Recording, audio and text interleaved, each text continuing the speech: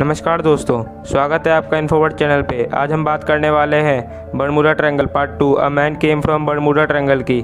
लेकिन यह वीडियो देखने से पहले मैं आपको रिकमेंड करूंगा कि पार्ट 1 जो है इसका मिस्ट्री ऑफ बरमूडा ट्रायंगल वो पहले आप ज़रूर देखें ताकि यह वीडियो आपको और इन्फॉर्मेटिव लगे।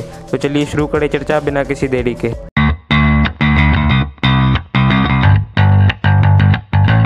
जैसा कि हमने Bermuda triangle part 1 mystery of Bermuda triangle में बात करी थी, बरमूडा ट्रायंगल के रहस्य और उसको लेकर कई लोगों द्वारा असाधारण बातों की जो कि बहुत ही अनसुलझे लग रहे थे।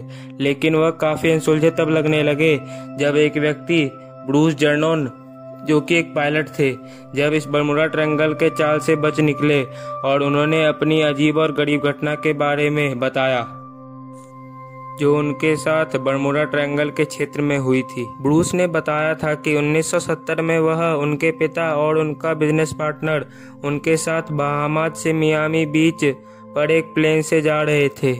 वो जब बरमूडा ट्रायंगल के ऊपर से जब उड़े तो एक बादल का झुंड उस प्लेन के सामने आ गया जो एक सर्कल के फॉर्म में बन गया। वो जब उन बादलों में घुसे तो बिजली कड़कने लगी। उन्हें दिशा का पता ही नहीं चल रहा था।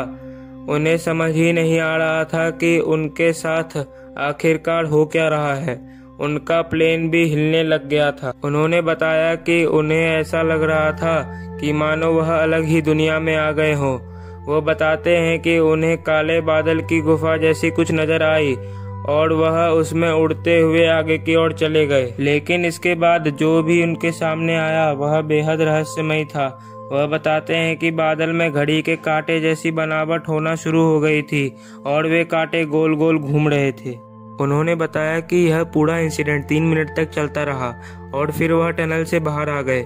उनका कहना था कि जैसे ही वह बादल के टनल से बाहर निकले तो उन्हें फॉग ही फॉग दिखाई दे रही थी।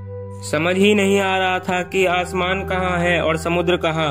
उनका कंपास पूरी तरीके से खराब हो चुका था और उनका संपर्क भी किसी कंट्रोल टावर से नहीं था। उन्हें लगा कि मानो वह पूरी दुनिया से कुछ वक्त के लिए कट चुके हों। पर उनकी किस्मत अच्छी थी कि कुछ वक्त बाद ही उनका संपर्क एक रेडियो स्टेशन से हुआ। उन्होंने उनसे रिक्वेस्ट की कि उन्हें कहाँ जाना चाहिए क्योंकि उन्हें डायरेक्शन का कुछ पता ही नहीं चल रहा था। रेडियो स्टेशन ने उन्हें बताया कि रडार उनके प्लेन को खोज ही नहीं पा रहा था। पर जैसे ही फॉग कम हुआ उनका प्लेन रडार पर दिखने लगा। पर ब्रूस को एक हैरानी वाली बात यह लगी कि वो जिस स्पीड से फॉग से बाहर आए वैसा तो प्लेन उड़ ही नहीं सकता। मतलब उनका प्लेन जिस स्पीड में चलने में सक्षम था उससे 2 गुना रफ्तार में चल रहा था। ब्रूस का कहना था कि उन्होंने 3 मिनट में 150 किलोमीटर का सफर तय किया। मतलब कि प्लेन 3000 किलोमीटर प्रति घंटे की रफ्तार से चल रही थी जो कि इम्पॉसिबल है। यह रफ्तार एक फाइटर प्लेन की रफ्तार से भी ज्यादा थी। फिर यह सब बाधाओं को पार करके वह लोग आखिरकार जमीन पर लैंड हुए।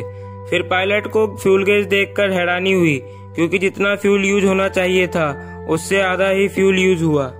यह बहुत रहस्यमय बात थी। इसका जवाब किसी भी साइंटिस्ट के पास नहीं है। रिसर्चेस अभी तक चल रही है कि उस क्षेत्र में उनके साथ क्या हुआ होगा। और इतना ही नहीं, कई साइंटिस्ट ने तो यह भी बोला है अगर ऐसा कुछ हुआ है तो यह बात टाइम ट्रेवल की ओर संकेत करती है। जैसा कि इस पेपर पर आप देख रहे हैं, इस पेपर पर 2 बिंदु है, पॉइंट ए और पॉइंट बी। पॉइंट ए जहाँ से हमें जाना है और पॉइंट बी जहाँ हमें पहुँचना है। अगर हम इन दोनों बिंदु को मिला दें तो ए और बी का रास्ता काफ़ी छोटा हो जाएगा। तो कुछ ऐसा ही घटित हुआ होगा उन लोगों के साथ। कई साइंटिस्ट का यही मानना है। बरमूडा ट्रायंगल बेहद डीप टॉपिक है क्योंकि कई लोगों ने इस पर अपने अपने ओपिनियन दिए पर ठोस सबूत किसी के पास नहीं है। यह एक बेहद ही रहस्यमय और दिलचस्प टॉपिक है जिसे जानने के लिए आज भी बहुत से साइंटिस्ट जद्दोजहद कर रहे हैं। तो उम्मीद है आज की वीडियो आपको इन्फॉर्मेटिव और अच्छी लगी होगी। लाइक, शेयर और सब्सक्राइब करना ना भूलें और कमेंट करें किसी भी सुझाव के लिए। और हाँ, कभी भी बाहर निकलें तो सोशल डिस्टेंसिंग, मास्क और हाथ धोने का ध्यान रखें। Thanks for watching. Bye bye.